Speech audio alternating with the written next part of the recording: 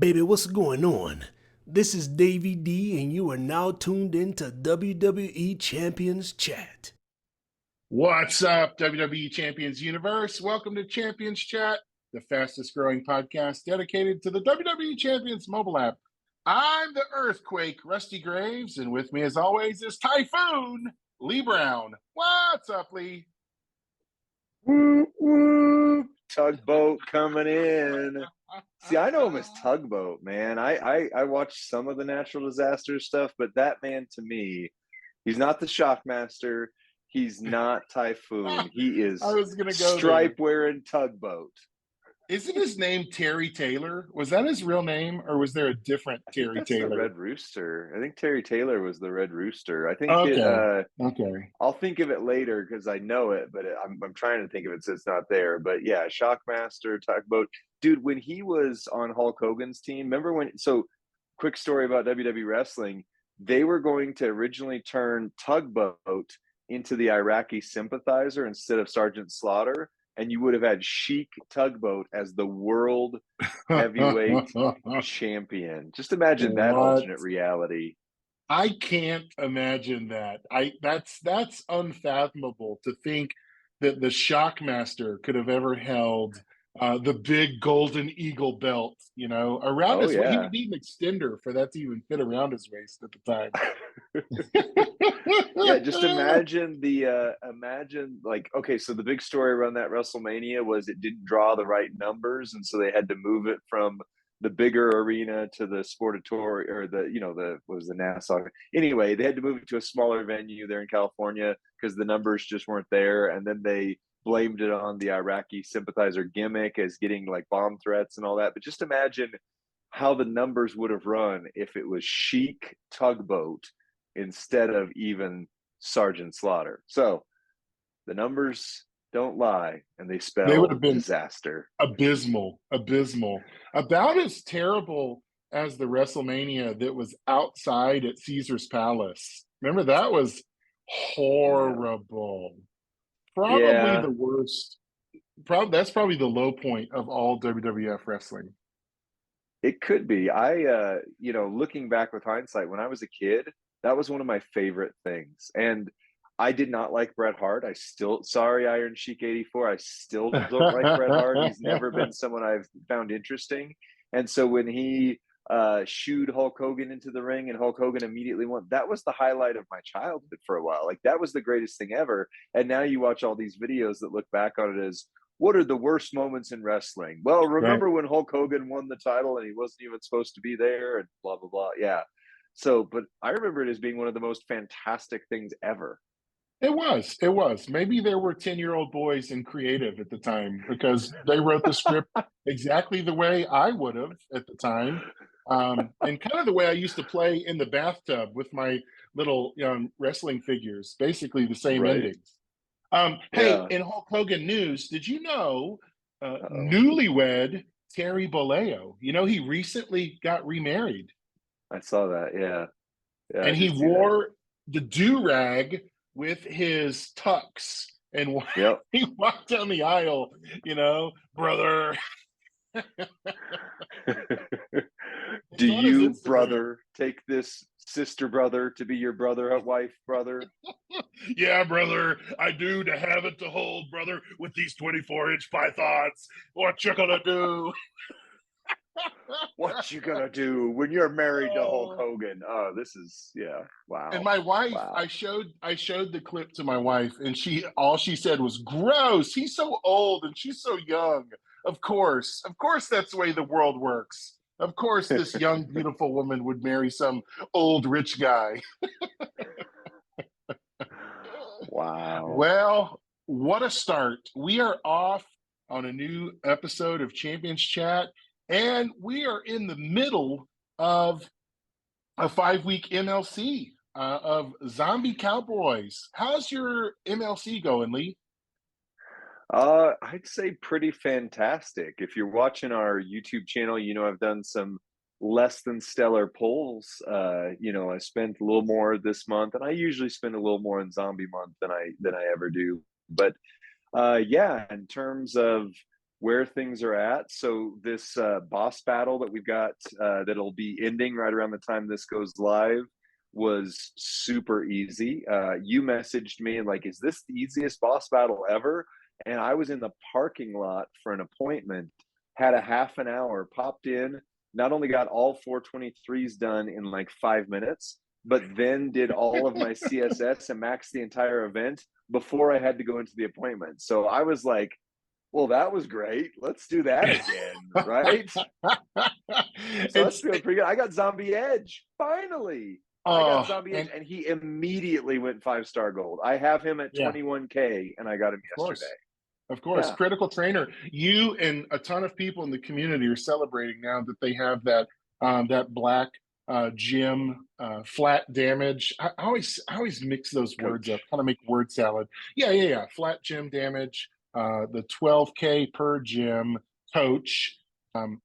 Incredible. Zombie Edge. I didn't get him. I maxed what I could, but I finished one milestone shy because I didn't have 2 or 3 of, or maybe 4 of the required the bonus superstars, and I didn't have 3 of the 4 categories at 6-star silver. So I made the mistake of having 2. I've got 2 6-star silver focused, and I was like, no, this is I didn't. Hindsight's always 20/20, but I've got Great Khali up at 23, and then the rest of my categories I wasn't able to hit. So I didn't get Edge. So it's sad times for me. I'm just looking at yours. I'm living vicariously through you and your black gym damage. I'm sorry. Well, I took Ridge 6-star silver, not having the black gym damage coach, and just always been like, why does everybody see this guy's so good? He's not hitting that hard. Well, no duh. I didn't have Zombie Edge. Well, guess what? Now I've got Zombie Edge. So that alone is great. And then on the other side, we've got the pace. And, one of the amazing things about, our faction, the Toxic Mafia, we have this little, server thing that has a learning center in it. And one of them is the MLC Pace chart that I believe Sap Daddy Gaming produced. Thank you, Sapper. Nice. Thank you, Sap Daddy.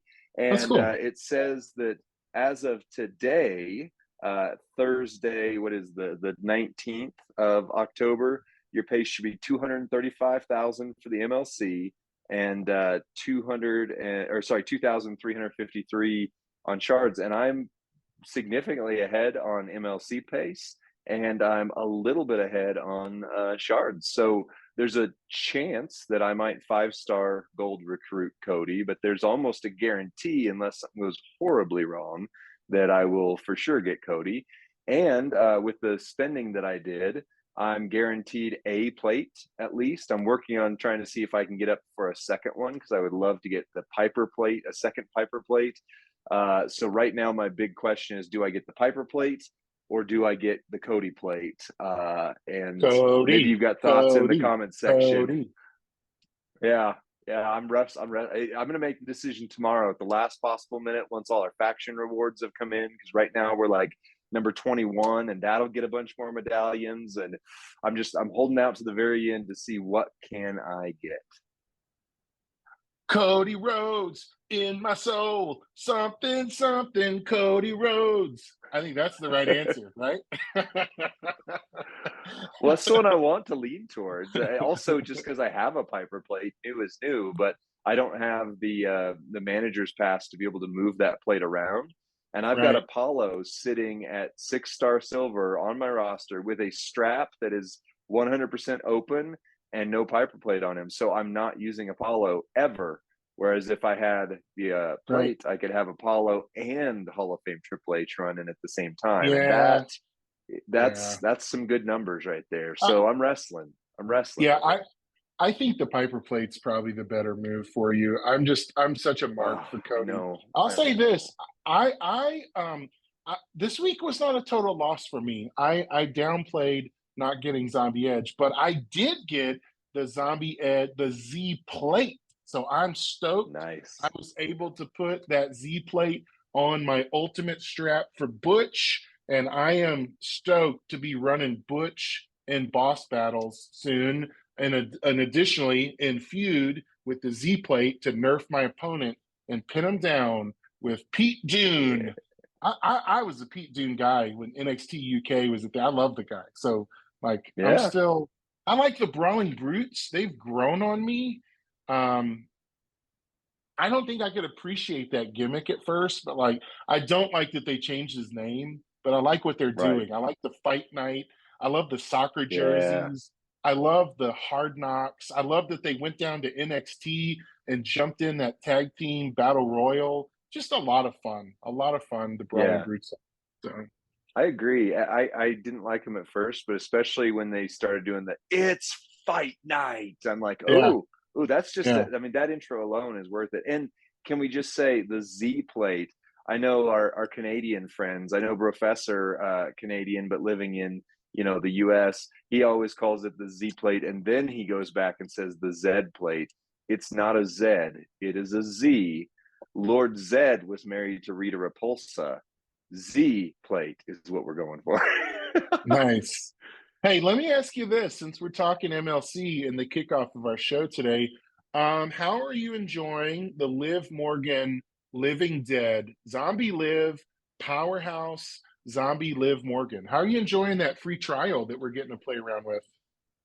It's fun. I'll be honest, I'm probably in the vast minority on this, but I don't like having trial characters. The better they are, the less I like it, because I still hold to the fact that based on my pulls luck, if nothing else, I'm not going to have that character on my roster until they're way outdated. I'm not going to have them for at least a year, 2 years. And so, I mean, there's been very few exceptions. Like I have Triple H DX, but of the last many trial characters there have been, I just use them to beat their tour as quickly as I can, and then I throw them away because I don't want to spend a lot of heart investment and get like, this Liv is the greatest powerhouse in the game, and then never see or touch my roster. I'm still thinking about that magical getaway I spent with Solo Sikoa. Those few days he was on my roster. I was like, I have fallen in love with this character. He's probably my favorite poster of all time. And I know he's disappearing in 24 hours. Oh no. So yeah, there's a little bit of a kind of reactive attachment disorder there that sets in.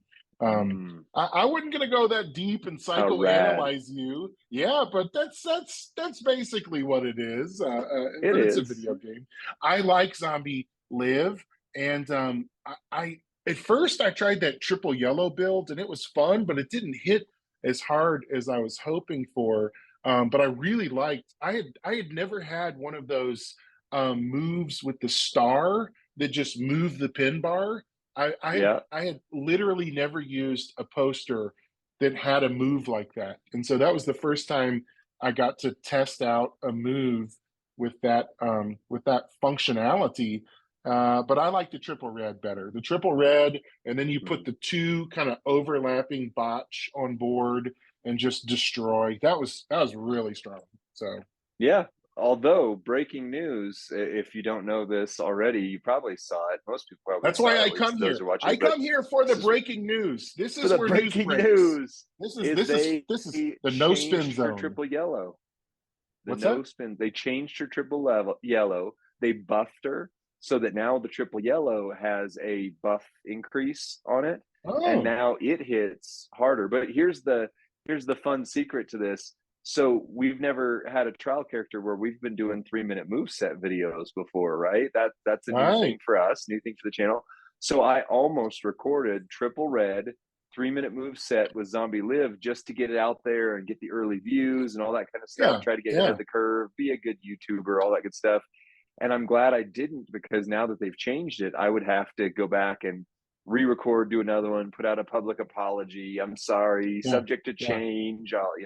Jokes, but CNN would have been all over it. Your redaction, they would have been waiting for your redaction.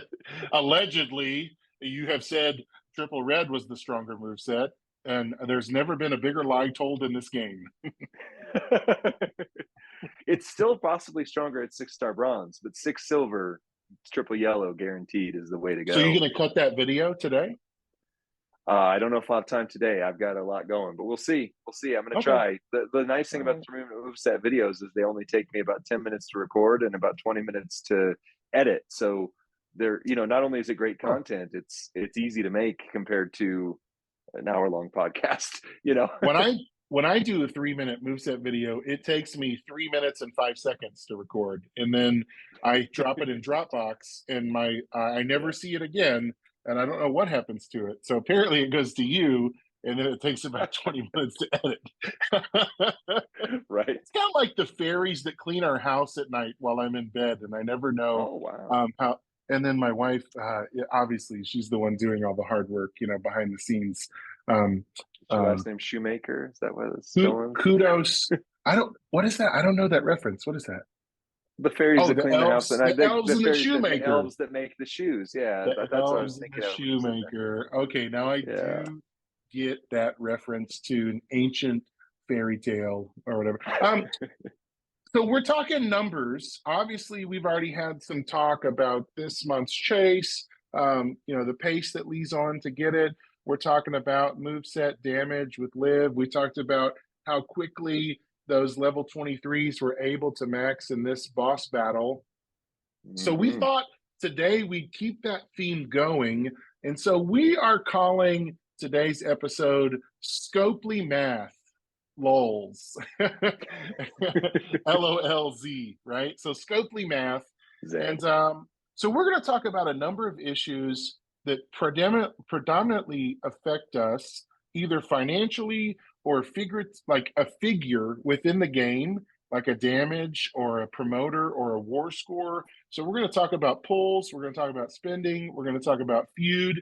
So stay tuned. Don't check out on us just yet. We look at where some of our dropout rate happens. And I think if we tell you what we're going to talk about, you'll probably be more likely to stay with us today. So the first topic we're going to hit is, Lee,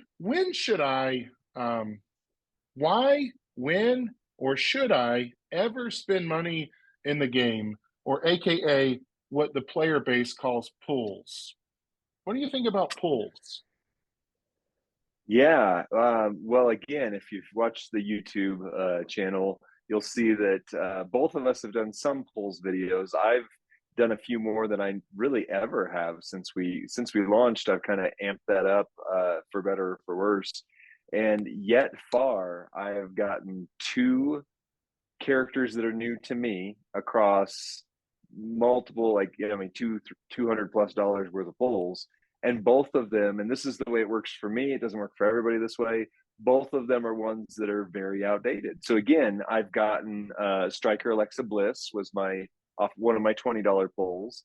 I've got her now, but she's 2-3 years past prime. You can still make her good, but everybody who's running Striker females now is on the new NXT girls, right? Is on the ones that came out this month and that came out the month before. And so Striker Alexa Bliss isn't really in the conversation of anybody who's like world changing. Same with Veer. Now Veer, granted, was never really in there, but that was my player's choice pull. I mean, that was my best hit. Like, you got an amazing Scott Steiner out of the pulls. So for me, at least, I rarely ever pull anyone new. I usually end up getting people who are at least a year or 2 old. And by that point, you're chasing a dopamine rush, right? And it's just not there. It's like, oh, I finally got that person. And I don't mean to be ungrateful. New is new. And I'm not trying to, be whatever with it. But when you get that, Carmelo Hayes, for those who hit him, the Undertaker that just came out, when you get Zombie Becky, all of a sudden your dopamine levels are through the roof, and you're, and that's what you're chasing. You're chasing that feeling. And so you have to just be careful with the dollars. But I would say if you're going into a poll thinking that, oh, it's pretty much a lock that I'm going to get something new, unless you're, I don't know, maybe the whole hot server thing is real. I don't know. But unless you've just got some insane luck, more than likely you're going to dump $200, $300, $400 and still not get much of anything. So here's my comparative. One from our previous faction, a few from our current, is, you know, I was looking in our previous faction, we have a guy in there that we love, who will often just say, hey, you know, I did something stupid, and like he'll post, and he's getting these new characters, and you're like, wow, that's incredible. But then somebody will just ask, like, hey, what did you spend on this? And he's like, oh, I don't want to say, but it was closer to 1,000 than it was 0. And I'm like, oh, like context wise, right? Like you see all the server brag rooms and the good polls rooms where, like, quote unquote, everybody's pulling the new Chase character, everybody's pulling Zombie Becky, everybody's pulling Liv, which, by the way, her name is Living Dead in the game. I don't know if it's a copyright thing. They really missed the boat. She could have been Living Dead Girl, and they could have leaned into that whole Rob Zombie thing. But anyway, you're seeing all these people get these great polls, and you're going, oh, why isn't my luck there? My luck should be there. And then you do $100 pull and get nothing and wonder why you're uniquely broken. And it's really just that the ones who are getting it, by and large, I mean, there's lots of people who say single pull, look what I got. But by and large, they're spending more money than you spend on this game in a year, probably. And you're wondering why you're not on their level. Like, and I'm not encouraging you to spend more either. That's not what I'm saying, but I'm just saying the math doesn't add up. It adds up. It spells disaster, right? It's not real. It's real money is what it is. So thoughts so far? Yeah. So there's two areas of my life that I can really relate to everything you just said. One is TCGs, or trading card games. Everything you just said applies and is true to what we would like. Let's have like the new set of a card to Pokemon or Magic the Gathering comes out, right? So I go to the game shop and I sit down at a table and I buy a box of booster cards, right? And I sit down at my seat and I start cracking packs. I'm going to get the dopamine hit. My assumption is I'm going to get the best cards in the game, the most expensive cards. They're all going to be in my box, and the chase variants of the cards. And in reality, I'll have spent a couple of $100, and I'll be looking around the room and see person after person yell out, I got the, right? Whatever that chase card was, that premium card, they got one, but I didn't. Now, what's equally true is my blind spot is that I got a card that they didn't get, right? But I didn't get all the cards. And so if I'm hearing voice after voice after voice, 30 people in a game shop call out what they're pulling, I'm going to go, dude, everyone in here got it except me. When really that's a fallacy. That's a fallacy of logic there. The second area that relates to is real life. When I scroll through social media and I'm seeing everyone's highlight reel, people that are taking the best vacations, people whose kids scored the most goals in the soccer league this weekend, or the people who just bought a boat or a car, or just redecorated their house, or their wife won an award, or the husband just got a raise and a promotion, and highlight reel after highlight reel as I scroll, and I go, everyone is a winner except me. I'm a loser. I'm a loser, right? And so I know we're talking about a silly wrestling video game, right? We're talking about Bejeweled Blitz with men in tights above it. And yet there's this crazy phenomenon that our brain convinces us that everyone else is living the good life but you. And the reality of it, the math of it, the laws of probability, the statistics are actually telling you the truth is that no, you are just a small sample size of the collective algorithm, and you'll have your good and bad as well. You'll have your good and bad as well. That's when you go to a casino and you feel like everyone else is winning around you, but you're putting money in the machine and just losing. Well, so are they. You just Yep, they don't celebrate when they lose. They don't yell out, that's right. lost again. I lost again. They don't post on their Instagram. I got fired today. Had a bad day. My wife and I are divorcing. Like, people don't post that stuff online. They don't Oh no. announce their misfortune. And so we have a keen, or let's say this, we have an amplified sense of everyone else's success and an Hmm. amplified sense of our own failures. Absolutely. Mm. Absolutely. You're right. Yeah. And one leader, and I can't remember which one it was, but they said, don't compare your highlight reel or someone else's highlight reel to your day to day, right? Because what you Right. don't see behind the scenes is exactly what I said. You don't see the fact that they emptied $1,000 out of their wallet, or 2,000 or 10,000 or whatever. Merrick's talked one time on stream about how he knows people in this game who in one sitting dropped around $10,000 trying to get a character. And think about the math of what I said. A year or two later, I'm going to pull them for $2, and they're not going to be worth their salt anymore. I Mm. mean, some will, some last pretty well, but for the most part, I'm not disencouraging you if you have the capital to spend $1,000 in the game and it doesn't impact your bottom line, then great. But I know, like, Miss Tina and the Black Pearl Show often joke and say, well, that guy just blew his kids' college fund, on a, what you said, men in tight. We're men in tights, tights. That. Manly men. Yeah, that's right. That's That's right. actually from the Charlie Sheen Robin show. Hood Men in Tights. Well, and No, then Mel Brooks. Robin Hood. but then I Oh, wove it into oh, men, that's right. manly Men in men. tights. But like, okay, so we talked about numbers. Let's look at some numbers. If you're hearing this, I'm sorry, but this is the newest saloon sickness that's going on right now, right? So if you look at the top, the featured is a 2.3%. That is actually fairly common, but that's on the better side. Like, there's been features where literally it's less than 1% chance.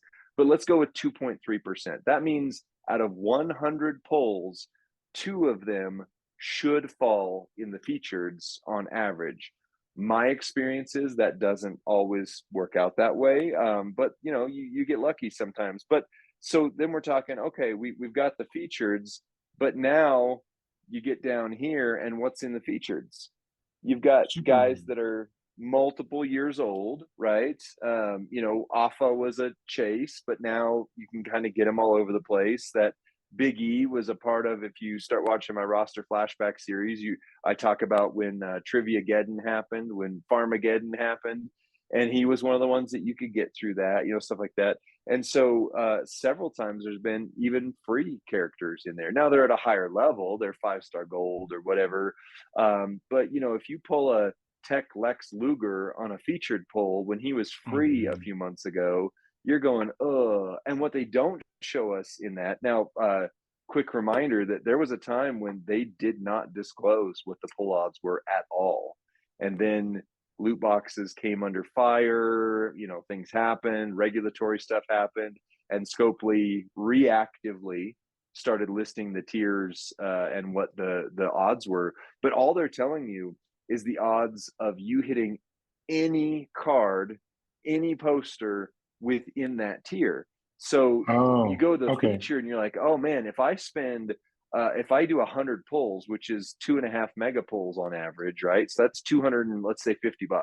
So if I spend $250, I'm guaranteed by math and the law of averages to get 2 featured characters. And it might be worth $250 for me to pull Zombie Becky or to pull whoever. And again, you still play that dopamine game, that betting odds game in your head, and you're going, I'm guaranteed at least 2 featured. So therefore, I've got to spend the money. I've got to do it. When the reality is, within that 2% tier, the odds are weighted individually within there. So there might be a 45% chance that you're going to pull Striker Alpha that you've had possibly for years, or that's been very, very much available after he had his time as a chase character. And so there's a 45% within a 2% chance. And I'm not a mathematician, so I can't do the whole numbers don't lie, and they spell disaster on that one. But the reality is you're shooting for not a 2% chance if you're trying to get a specific character. You might be shooting for a 0.000005% chance that you're going to hit that specific character. More likely in a featured bin of 2%, you're going to hit somebody who's on the more accessible side, even within that. So do dream pulls happen? Absolutely, right? But should you live your life thinking that if I just spend a little more, if I just spend $200, I'm guaranteed that character? No. Good example, one of our new faction members in there, Flip Mad Dog, mentioned in our Discord server, he said, one of the first things I did when I came into the faction was mute the brag room. Because if I keep seeing people pulling good thing after good thing, well, then I'm going to start getting the FOMO. I'm going to start going for it. And I think that's absolutely true. It's caught me several times in the last, now I'm only doing $20 pulls on average, but it's caught me several times in the last 2 months where everybody was pulling Zombie Becky. And you can see we have 4 videos, I think, up now that are $20 pulls. One of them was the feud thing. So I spent at least $60, which I know is not that much when you're talking people spending thousands. But for me, that's what I can spend in an entire month on average in this game. And I got one striker live that's 3.5 years old. So thoughts? Oh, wow.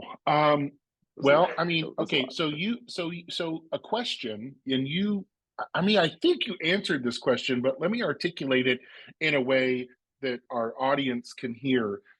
So you're saying they don't show ever the pull rates for individual characters, even a premium or a featured character. So like within the tier of pulls, like I have no way of actually knowing, here's my chance of pulling Zombie Becky. Like there's no way to know that specific information.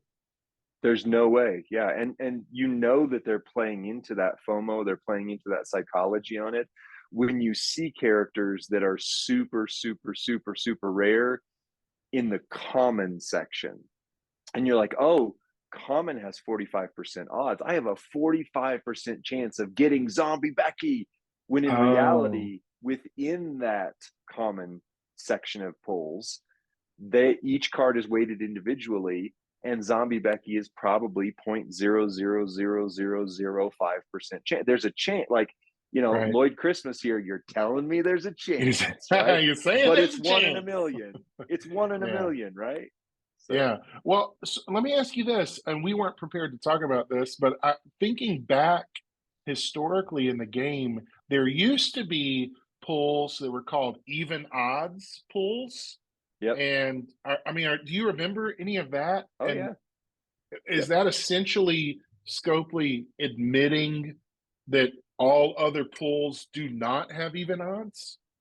No, so it's still the same gimmick. It's just under a more alluring advertising premise. So the even odds, they were, 33%, and there's 3 tiers, or 25%, and there's 4 tiers.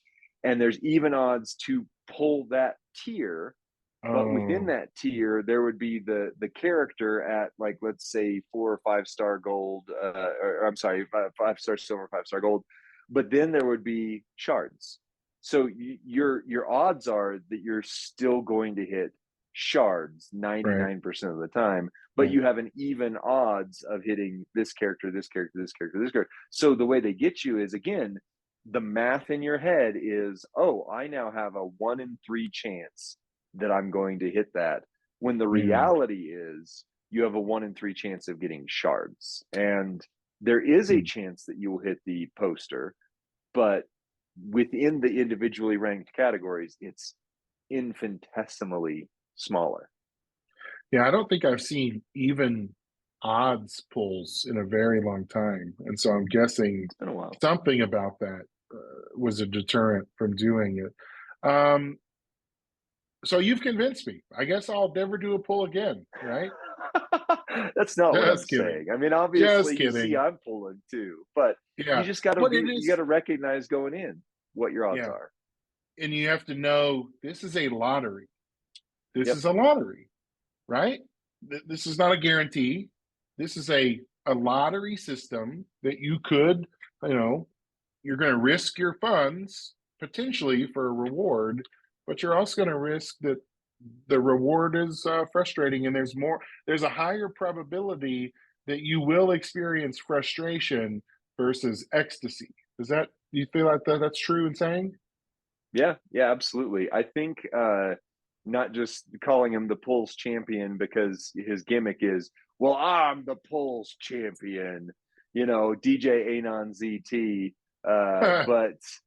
But he does what, at least one, if not two, $100 polls per person on his stream, because T Unit, and then there's Reaper, and then him. So on an average week, you might see $300 or $400 a week worth of polls from the DJ Anon ZT camp, Right. and oftentimes they do hit big. And so you go, oh, well, look at this. But you, again, think of the odds. They're doing $300, $400 worth of polls every week. Right. That changes your, I mean, you're going to hit more just because you're going to the well more often. But at the same pace, oftentimes you'll watch them do $100 poll, and T Unit pulls another Piper Niven, because that's her thing right now apparently, and that's it. And you're like, wow, that was $100, and there was nothing there, nothing of substance. Yeah. And so when they do hit, you get the rush, and when they don't, you go, oh, I'm glad I didn't do that. I went to a casino with some people that were really into gambling once, and I saw them they just slid $100 bill right in that slot machine, and it was gone in a matter of seconds. And the person looked at me and said, well, you just got to warm up the machine first, and then slid another 100 in. And I was like, this is crazy. And yet that's a totally normative experience for a gambler, for a person who plays slots regularly.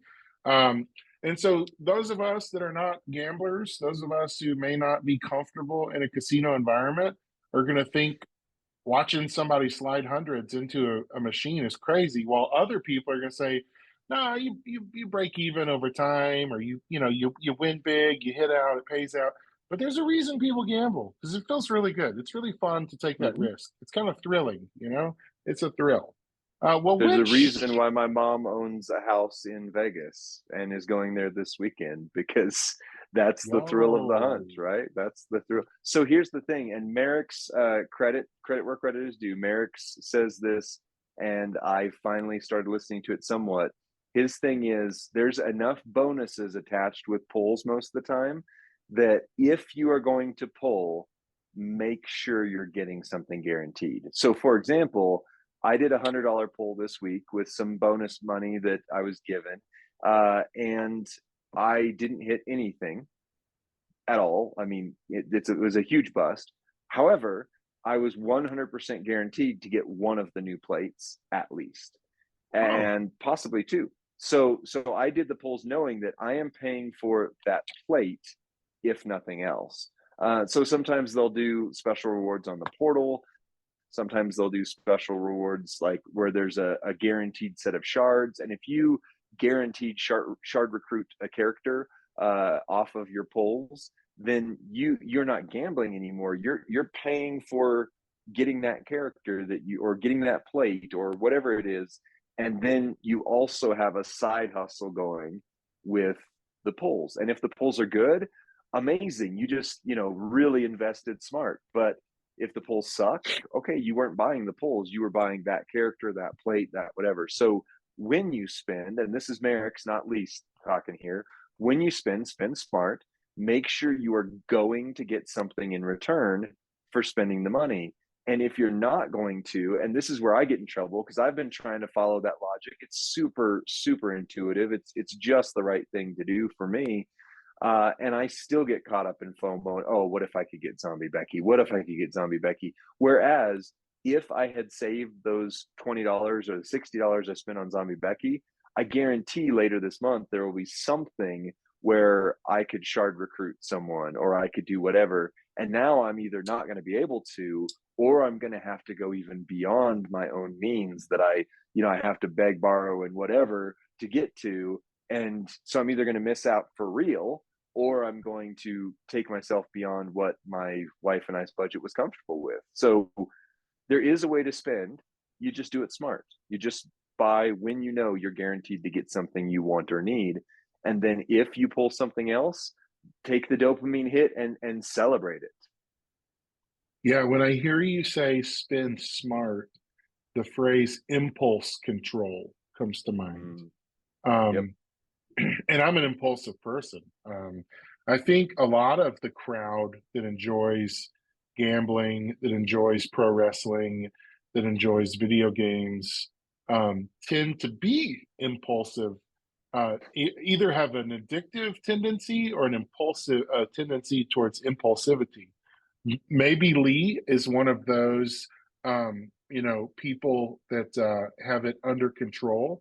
Whereas myself, man, if I was not married and did not have kids and did not have a mortgage and et cetera, I would be rocking that 9 million roster, bro. I would be rocking it. I'd be eating McDonald's for dinner every night, like 2 apple pies and a milkshake, and just buying every pull I could. And so I've got a little bit of a balance in my life. I've got a little bit of accountability on my impulsivity. But you may be out there listening and think, yeah, that gets the better of me sometimes. I don't have someone tapping me on the shoulder. Go ahead, Lee. No, you just hit it, the tap on the shoulder thing. So I in seasons can have pretty decent control over impulses, but like anybody, you get into a rougher season like we've had lately, or you get into, whatever's going on, and your defenses drop. And in that moment, like, you can't hold up your own hands. You need someone else to be there for you. So a few years ago, a buddy of mine, when I was living in Columbus, Ohio, named Kyle and I struck up a pact where it was over, of all things, eating ice cream, eating like snack sweets, because we were trying to work out good. We were trying to, get back into a good shape. And my control issue was, like, when I get stressed, like I don't drink, I don't smoke, I don't do, illicit stuff. And so I'm going to go have some ice cream. Like, I've got to have an outlet. So mine's ice cream, but I was getting ice cream like 2-3 times a week, if not more. And so what I did was I gave the keys, I gave the control over to someone else. And I told Kyle, I said, I know this is stupid, but I need you to be my accountability partner. I'm going to call or text you and say, hey, I'm jonesing for some ice cream. Can I have it? And, like, obviously, it's something I could go like, but why set it up if I'm going to go around it? But then he would say, like, hey, what have you done? How have you been this week? Well, and he would at least give me one more barrier of protection. Like, so maybe for you, maybe you just need an accountability partner in your faction or in the game to say, hey, I'm really itching to do some polls. What do you think? And let them be the decide. Make sure it's somebody who has at least somewhat better impulse control than you do, although it's easier to impulse control other people than it is for yourself. And let that be the deciding factor for you, because then maybe that other person has just a little bit more level head. And here's what I found: when I'm itching to spend and I don't, then on the other side of it, I'm like, oh, I'm kind of glad I didn't do that. But when I'm itching to spend and I do, and I know I shouldn't have, and then I get nothing, it feels double bad. Double bad. That's double your right. trouble, double your fun, double mint gum.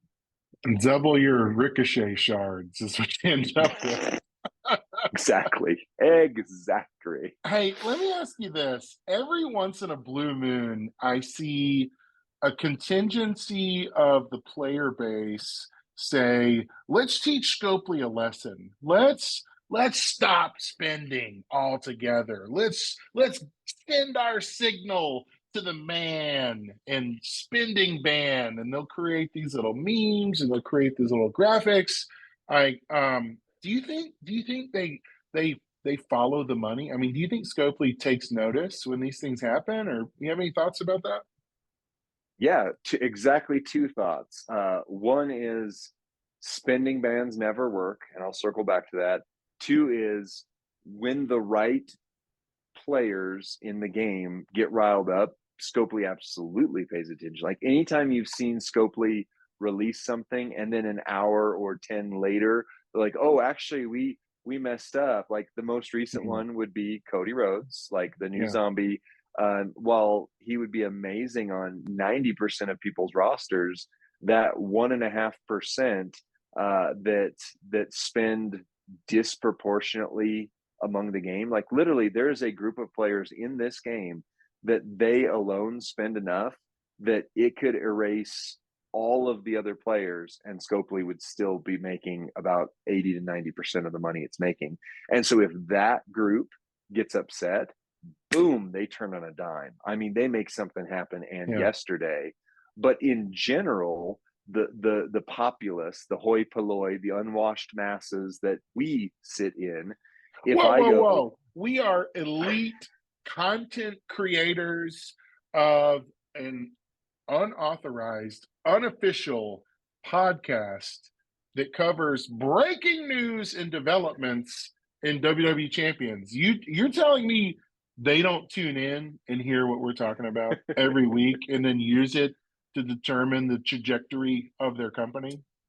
Dude, we're like pirate radio. Like, you know, you got the guys in the corner screaming with megaphones, don't spend money unless it's smart. And you like, you know, a few people listen and go, man, I really needed that in my life. And we appreciate you. You drop comments to us, you personal message us, all that kind of stuff. Yeah. But you know, not to name any specifics, but if you look at the leaderboards, especially that are tied to spending events, there's two or three names. Seen my name on it. I've never seen my name on one of the sports. That's right. There are two or three names up there that if that one person were to say, look, Scopely, I'm done if you don't fix this, you better believe they're coming off a vacation. They're standing at the altar and the developer's going, honey, I'm going to say I do in a moment, but I've got to go deal with this because they're going to make it happen. So spinning bans among the populace, like this isn't a Marxist commentary on society or anything like that, but among the populace, among the caste system, we don't drive their wallets the way that we think they do. And so having 1,000 gamers who are spending $20 here and there say, I'm going to stop spending, Scopely goes, bet.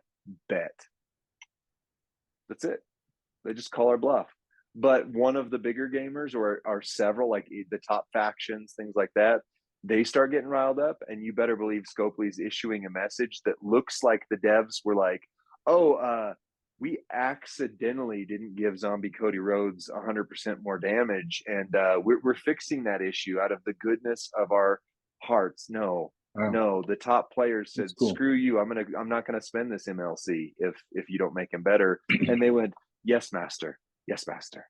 We should invite whoever that person or those people are onto Champions Chat and have a talk with them. Wouldn't that be fun?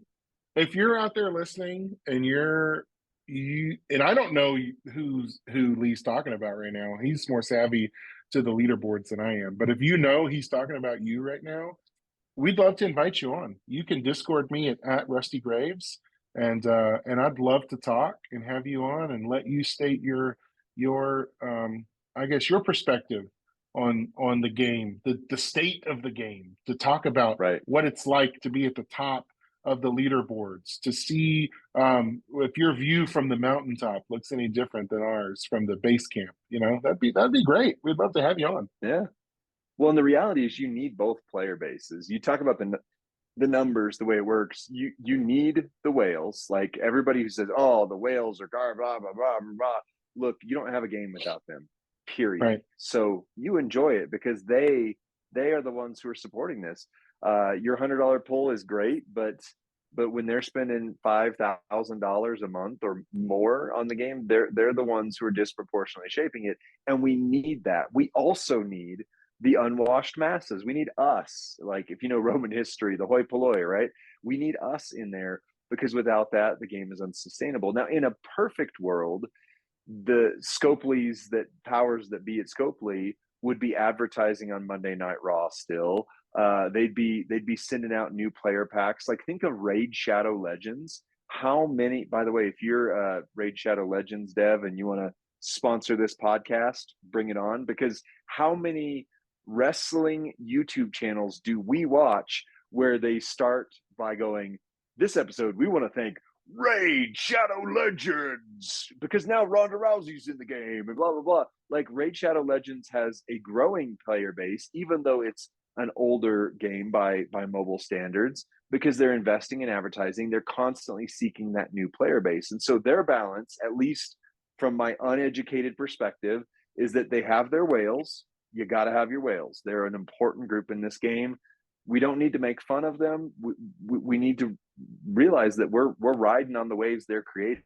But you also need this growing player base of new people who are putting in their first $10, who are putting their first $20, because the more of those that exist, the more the game has balance, the more it grows. Yeah. And if their voice helps your cause, you need to celebrate that. A great case in point is I'm on pace to max this MLC. And why would I not want Cody to be even better? If I have a chance at getting this Chase character and they're the advocate for making him more powerful, they absolutely serve my agenda. They absolutely serve the entire community for the betterment of the game. Yep. I don't know that I've ever been really anti-whale or anti-spending, but I certainly think there's an economy at play here, and I certainly think they work almost as lobbyists for the game. They represent kind of a special interest, of the player base, and their PAC dollars go towards making this country. No, I'm not. I'm not going to go. Wow. Wow. But the reality is, Wow. and it's been called out before, like one specific name that I've heard said on streams, so therefore I don't mind saying it there, but we'll just say Ed. You can look, who Ed is or don't, that doesn't matter. But if Ed wants a leaderboard, Ed will buy a leaderboard, period. That period. Like if that character, if that person wants to be on top of the leaderboard, he will just buy it, and that's it. And that's the way playing the game is fun for said person. Cool. I don't know, Ed, like the content creators, the official Scopely content creators seem to, but we've all seen that name on the top, his in-game name on top of the leaderboards. And the reality is, when his name is there, it's more than likely because he said, you know what? Dollars in cash. Thank you for that leaderboard. I own it now. And we need that, right? The game sounds good. Like, we begrudge that. I wish that I could grind enough to match that level, but I mean, real world here. Come on, this is the way, not just this game, but real world works. If somebody with the money wants it, they buy it, where I would have to work my whole life for it. And it sucks. Capitalism is the worst system until it's the best system, all those kind of things. But the reality is, this game cannot support itself without people like that. So you guys have gotten so political. I used to enjoy this podcast before you got so political. You're talking about making America great again, and you're talking about capitalism, and you're talking about communism. I talked about Marxist ideals. I didn't endorse any of them. I don't know if we're woke or broke or MAGA or NAGA or whatever. We're none of those things. We just enjoy this game, and we enjoy friendship, and we're really glad you're listening. Those of you that are still tuned in. Let me ask you this, Lee. Are we out of time and need to shift over to WWE TV, or do you want to dive into some other numbers? Because we can hit other topics, other numbers in a future episode. That's fine too. Maybe we could rapid fire introduce some, but then I've got some juicy stuff for the let's talk about the fall of capitalist empires and Vince McMahon. So let's go there. Let's go there. We are on the road to Crown Jewel, and really, I'll say this: it feels like my speculation only, allegedly. It feels like we're on the road to WrestleMania already. Typically, they Yeah. don't start using that language until Royal Rumble, but I don't ever remember a year that the season, quote unquote, season premiere of both Raw and SmackDown were treated almost as premium live events. This past week on WWE TV, they pulled out all of the red carpet, all of the pomp and circumstance. They had Triple H on the show. They had Undertaker come back and close out NXT. On NXT. I mean, they made Yeah. Cody Rhodes. I mean, just it's crazy what's happening right now on WWE TV. And yet, I think what you want to talk about and what I'm talking about are actually related. A new season Yeah. is the language we keep hearing over and over and over. What do you think that's about? Okay, so here's the 30-second recap, right? So Vince McMahon allegedly alleged some alleges and was removed from the company, right? And then he allegedly made some power moves that you can track through Wall Street Journal and other things that put him back in power. That in the WWE Universe version was the Nia Jax return, right? You clearly saw, oh, Vince is back. Nia Jax closed out Raw. Like that was clear as day. Then things got a little muddy for a while. They did the merger, right? So now UFC and WWE are under the same parent group, TKO, and Ari Emanuel is now the boss. Vince McMahon, for the first time in who knows how long, but at least 40 years, has a boss. Think about that. Think about what that means. And he did it himself. Real world wrestling example here right now. I cannot tell you how prescient the promo that Vince did when he brought back the NWO and then butchered that whole angle of the NWO coming back. But he sat in the chair, he looked with his like veins popping out of his head. I'm gonna kill it. I'm gonna kill my creation. And that's true to life. Like literally he was losing control, not in his alleged, but he was losing control of the company, and he did the NWO. He hit the disaster button and pulled out the stops. He came back into a power, but then sold the company. He's still one of the chief shareholders, but now he has a boss. And Ari Emanuel, it has been documented. Fightful announced it. Wrestle Talks talked about it. Ari Emanuel said, the way I like my companies to run is that the people who are in charge of things like creative have the ability to make creative decisions unhindered. And I am putting Triple H. Paul Levesque is 100% in charge of creative. And now look at the product, right? You have the Nia Jax Returns episode of Raw, and then you see like things like Tegan Knox was supposed to wrestle, and Vince goes, nope, Natalya, boom. And all of a sudden Natalya and Becky wrestling and all that. All of these things are happening. And then it's like we turned a corner, and this season premiere is almost like a reset of the WWE.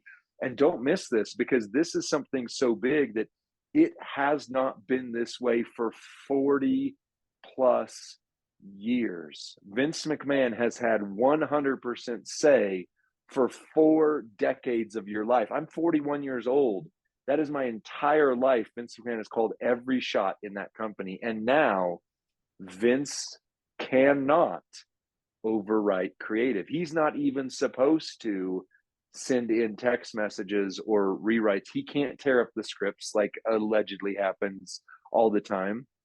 Triple H is now in charge.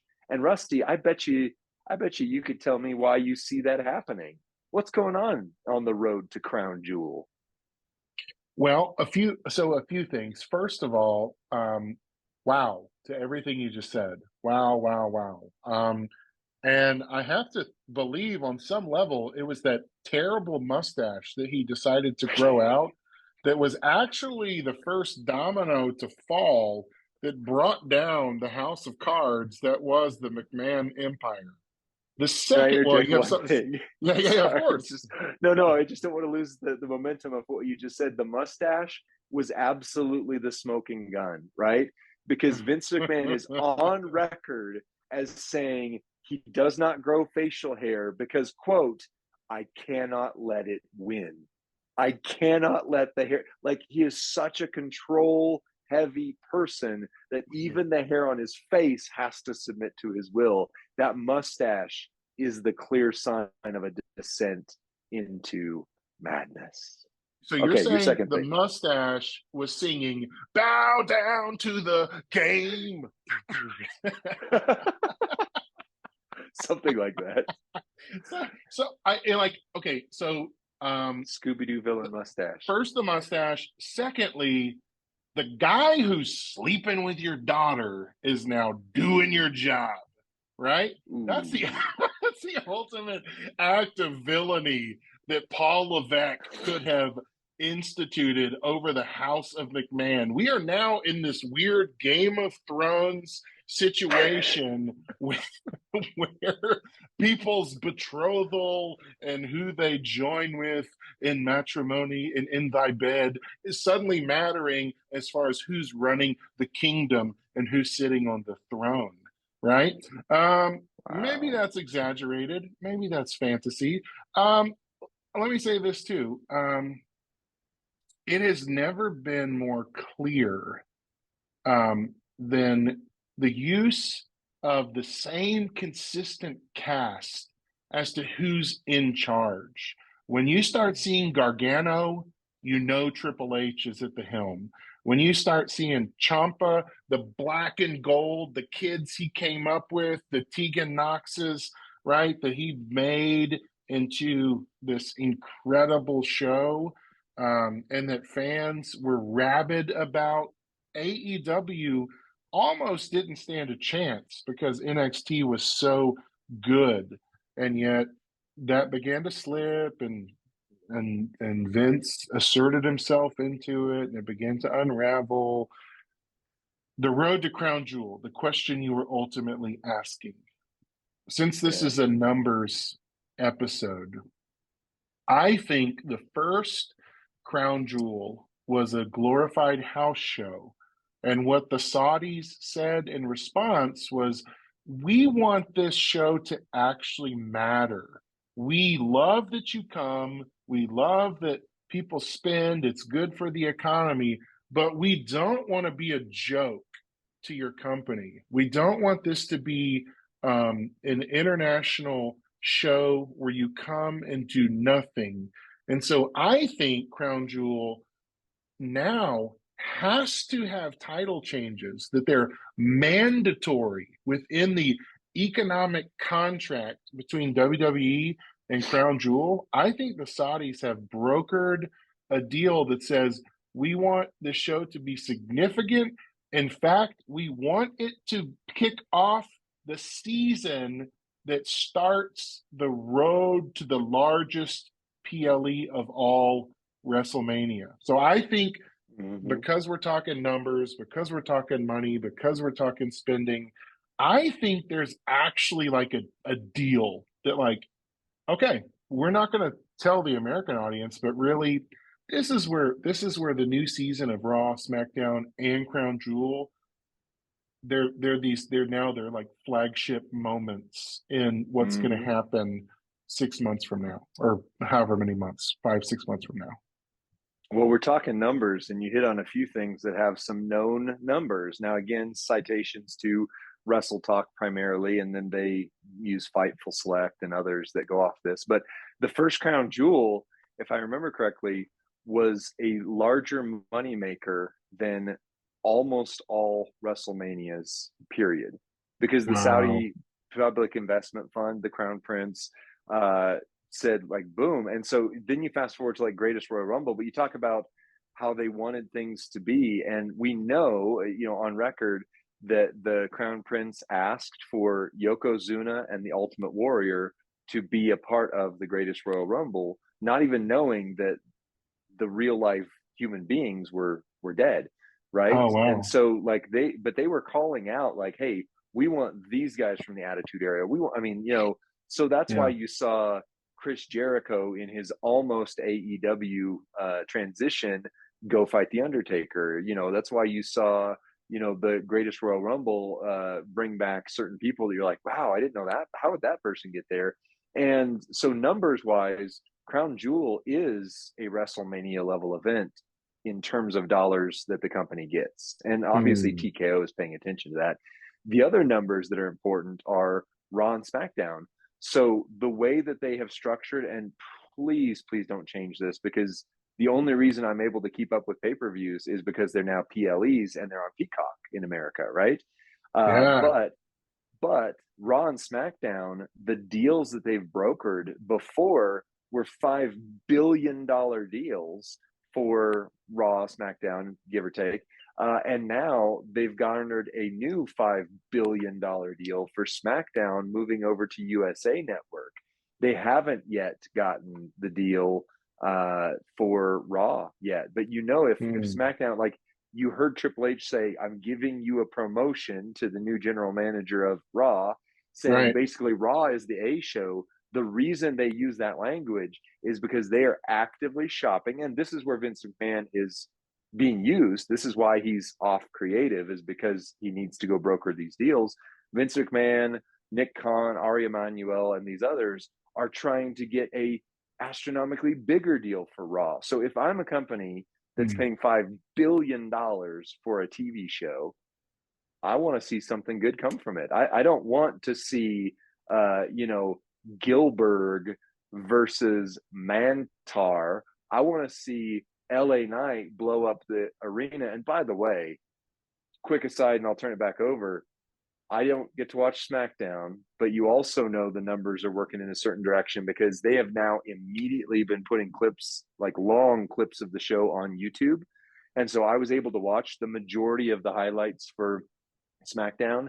And just the fact that regardless of what you think of his wrestling ability or not, LA Knight not only did not feel out of place in that promo against the entire bloodline, but he owned Roman Reigns in that promo segment.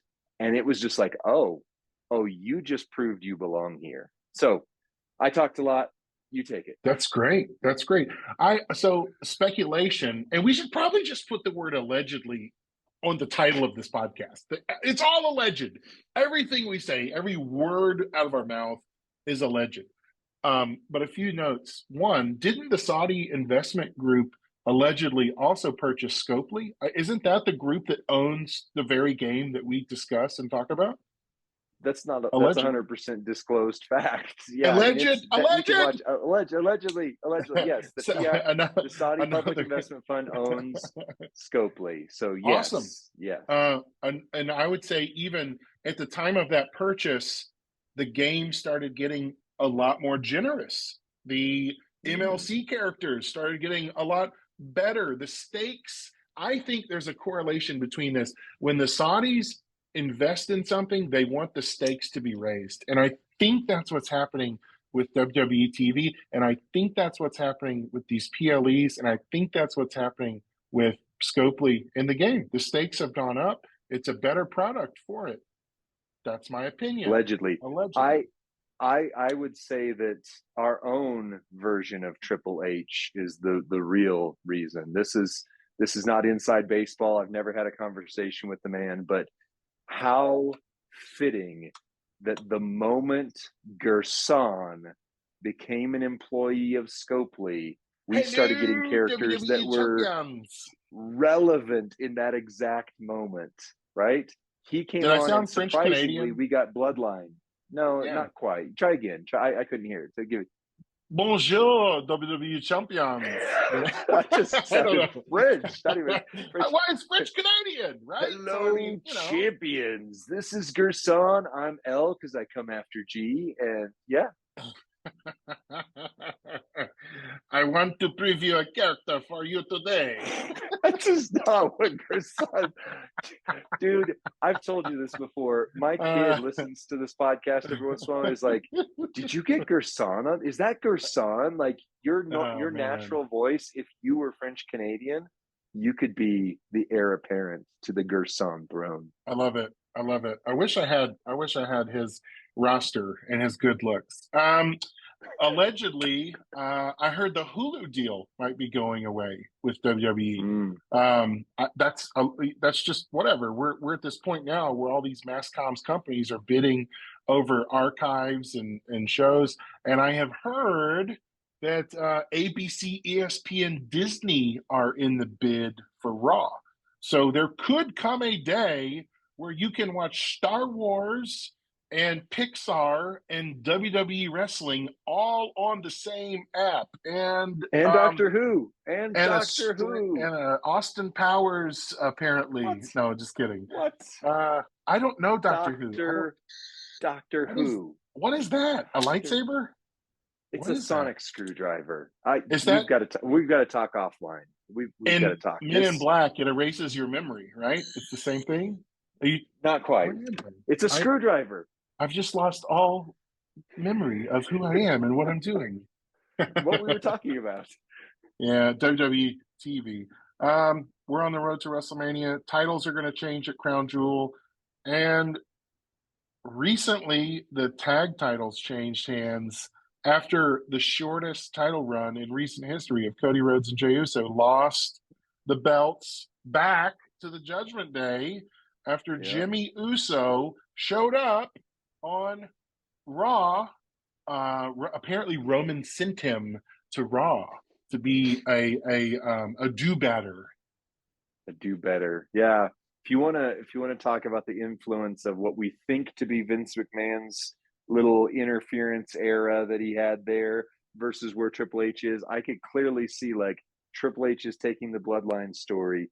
Jimmy betrays. They're building this something great, and then Vince gets back. He's like, "Wait a second, Jimmy's supposed to James Uso, is that his name? I don't know. James, is he supposed to get him over?" And so then Vince puts him back, ruins all of Triple H's stories. I think maybe Vince even gave Cody and Jay the titles, because how like Vince is it to say, screw the tag team division, here's 2 single stars that I want to push, let's just give them the belt. That is like historically accurate Vince McMahon moves right there. And then Triple H comes back in power, is like, all right, reset button. I was doing something with the Judgment Day. I've got plans for Jey Uso.